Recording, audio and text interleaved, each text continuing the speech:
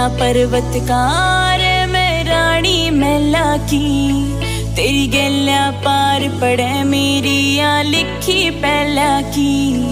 तू भोला पर्वतकार मैं रानी महला की, तेरी गैल्या पार पड़े मेरी या लिखी पहला की।